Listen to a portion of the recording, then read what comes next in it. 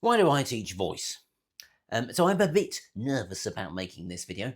Obviously, the idea of this series of videos is that they're scrappy, they're unedited, but this is something that I'm doing, and it kind of needs to be well prepared. So I'm going to let you in on the process, I suppose. And what I'm going to do today is talk about my origin story. So this is following someone's framework. Get the bits of ineloquence out there. And the thing about frameworks of like how should you talk about your business and what it is that you do is that they can kind of like push us into a place where we end up sounding inauthentic. So, but I'm going to have to do it. So I'm going to do it, and you're going to see me. I've written this. It's not word for word. This is just a load of notes that I probably can't read, and I've rewritten it bunches of times because obviously I go off on massive tangents and stuff every time because there's so much stuff that comes to the story of why I teach voice. But I'm just going to do it. Okay, I'm going to perform it. I'll look down at my notes sometimes, and you can see how messy it is and how much I might get stuck on. I've got the script here on the computer, which you can't see, but if I get stuck there, and there's a lot of plates to spin, which can get in the way of the story. So I'm going to try and perform it, not word for word, idea for idea, and see just see what happens. You know, maybe it'll work well, or maybe it'll be a total train wreck, and that will be the video we post today. Because it's hard to do things when you're not when you're thinking about what you should say. I suppose that's the lesson today. So, me. Let's begin. I think I always felt like an outsider growing up. I used to say that I fucked it up already. No. See, this is the thing. So this is the decision we're going to have to make today. Will I keep going in a scrappy way, which I will, otherwise it'll be a boring video, or do I try and get it right? And if I follow the get it right, it's going to be a shit story because I'm going to be trying to get it word for word, and then I'm not going to be in the story. So if I make mistakes now, I'm just going to let them in. This is the sort of thought process it's useful to have when you're practicing something. me. I do that because it's silly. So I think growing up, I always felt like an outsider. I used to say that I grew up as the only engineer in a family of actors. When I was a kid, I used to sit in along the edge of the class when my mum was teaching like wave after wave of acting students how to use their voice. She's a voice coach. But despite the kind of plot twist that I have ended up both as an actor and as a voice coach, when I was growing up, I did not want to be an actor at all. I was like, no way. I want to make robots. And I did. Like by 12 years old, I had already decided which university degree I was going to do in robotics. But also around that time, I was like really shy, and I really struggled with social communication.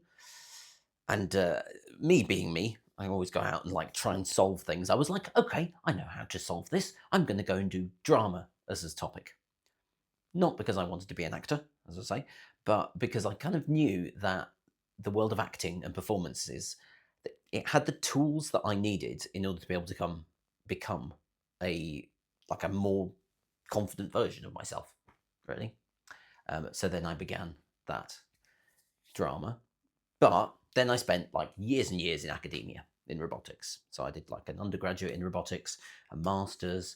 I went all the way through to PhD, and I still like now do marketing strategy for some robotics companies. Now I have to look at my notes because I've forgotten what's next in the story. Oh yeah. However, there was like I kept seeing lectures and videos and like presentations and went to conferences in these kind of academic and technical worlds. And I would watch these things and I would just be like, they were so boring. And I was like, do these people not even know how to use their voice? And I mean, the answer is no, like not at all. Sorry, that feels like a bit of a tangent. I've gone off the rails. But basically, that was scripted, by the way. Oh shit! I shouldn't have said that. I should have made it seem like that. No, going off the rails. Basically, the point of the story at this point is we're in the middle of the story. By the way, there's a story arc. We're bang in the middle. The side note. The point is that there was no like light bulb moment for when I became a voice coach, which I know is shit for storytelling purposes. Like we really, really love a light bulb moment, the moment that everything changed. But that is not what happened in my story. There was just this gradual realization that I had that the people in the technical, business, academic worlds didn't even understand the basics of what actors, if they're taught well, should learn from day one. Now, I've subsequently learned that a lot of actors are not taught well, unfortunately. But if they are, they start with this kind of foundational knowledge of the physical aspects of using their unique voice, because it's a physical discipline, learning voice. And people in the kind of the normal world just don't know that there is even these foundational techniques. So 9 years ago, I began this kind of transition to becoming a voice coach. But I kept struggling. Because every time I went into a new community or a new potential market, I kept doing what my brain has always done since the beginning of time, which is I was masking. So what that means is that as a neurodivergent person, when I'm going into a new environment, my brain is like hyper fixated on the rules of how I'm supposed to act. And there's a reason for this. Like by 12 years old, statistically, as a neurodivergent person, I would have received 20,000 more pieces of bad feedback than my neurotypical peers. So like it makes sense that my brain was masking, but this was a problem because I was a voice coach and I was wanting to bring my vision of voice coaching to these environments and these communities. And then my brain was just going, no, you're not allowed to stand out too much because it's dangerous. Like you'll be rejected from this community and we'll end up as like an outsider as we always have, which was a challenge. Now I've forgotten what comes next in the story. Let's jump back to the notes. Vision, brain, fit in. Ah, yes.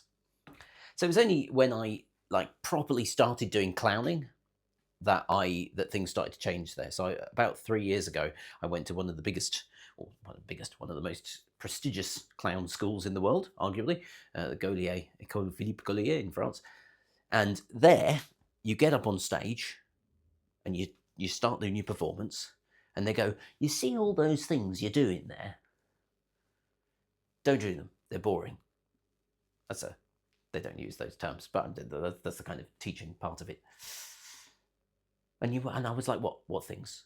You mean all those like masking techniques and masking strategies and tips and techniques that people have taught me over the years that I'm supposed to do when I'm standing on stage? And they're like, yeah, don't do those. Like, just be yourself. But you better be the biggest, best version of yourself. Otherwise, get off the stage because you're boring. And I was like, yes, exactly. Like, that is exactly what I've been saying for all of this time. But it's very rare for people to be that honest, really. And there, at Gaulier, they do it. I think they have this honesty because they care, because they want you to be the biggest and best version of themselves. So anyway, I had to look down there, and it says that was a tangent. Was it a tangent? No, because I didn't go off on the tangent. I mean, it's a bit like this video, really. You know, this is the problem. This is the dynamic between like trying to fit in and trying to do things authentically, do things that are like align with myself. This video is a perfect example because like here is me trying to create a thing that fits within someone's idea of how I should present myself in order to be like accepted and successful in the world. And I can do it because, you know, I'm a professional and I can put things together and I like to shake up the form a bit, but I can do it. But it's not my idea of how I'm supposed to present myself, you know. Anyway, that was a crappy story that went off the rails completely and didn't fit the nice structure. But the second part of this is that I have to come up with my mission. And I mean, I don't know what my mission is. What's my mission? Like, I meant to say that, but then I've forgotten what I was going to say. It's going to be a mission. Ah, yes. I guess my mission is to give people the experience of like being the biggest, strongest, best version of themselves that they can be, and then like giving them tools that I know work and I know exist to be able to take that version of themselves or more parts of that version into whatever environments are most important to them. Is that a mission? That's a bit of a crappy mission, really. I mean, like when I'm teaching someone, say we're in a course or I'm coaching them, like often there is a moment, a single moment where maybe we're doing an exercise and suddenly like all of that person's masking habits just fall away and we get to see them. And it's fascinating. It's beautiful. Like that, endlessly watchable. Could like listen to that person forever. And it's just a moment usually. And then that moment is like the starting place for our journey of voice together. And beyond that moment, we can go like really, really far. People have no idea how far you can go with voice. So I guess my mission is to bring like that moment to as many people as possible who are ready to take the first step. And like many people are not ready to take that step because it feels too vulnerable to be in front of people and to like reveal an unmasked version of themselves and be really big about it, you know. Like people aren't happy to do that a lot. But those people who are, we can go really far. Like we can discover aspects of their voice that they've never experienced before. So maybe that's my mission, to bring that to people who are ready. I don't know. And the final part is a vision. Do I have a vision? I'm not really sure. Again, that was intention. And I have to look back here. Just remember what it is that I'm doing. Ah, yes. Do I have a vision? I don't know. I mean, when I'm creating a clown show or a workshop, my kind of primary goal, I think, is to let people feel, to provide a space where people can feel that whatever they bring, like however they show up, it's accepted. In fact, no, not just accepted, celebrated. That like whatever it is that they're bringing, whoever they are, however they show up at that time, I'm like celebrate that and we're going to celebrate it for their difference, because what is different about each person is what makes them fascinating. Like beautiful, endlessly watchable people, if they lean into that. But you have to create a space where people are accepted and where they can stand out and be like that biggest version of themselves. I'm going a bit off the rails of the script now. Yeah, and I think that maybe it's kind of radical to say this, and you know, I know people don't like it when I say this, but like I believe in accepting people for who they are, even when I don't agree with them. Which I don't see that that's the way the world is going right now. I see people like really, really placing very, very strong restrictions on who they will accept and who they won't accept, and it's getting bigger and bigger and stronger and stronger. And I sort of vehemently disagree with that. And if people disagree with me on something, whatever it is, like I want to go towards that and go, oh wow, that's fascinating, you know, and accept them for it. And I think that voice work can be part of the brick that can build this place, this world where people do celebrate difference, you know, because we're all different. Like everyone, when we feel safe to show our differences, everyone is different. But we don't feel safe to show our differences. And so we all build up these kind of walls that stop us from being the best version we can be. And you know, there would be some sort of sign off there. What was I going to say? Oh, I don't know. I was going to say that I've got a cynical part. There's a cynical part of me that thinks that maybe the world is not ready for that, or that I'm not the person to bring it to the world.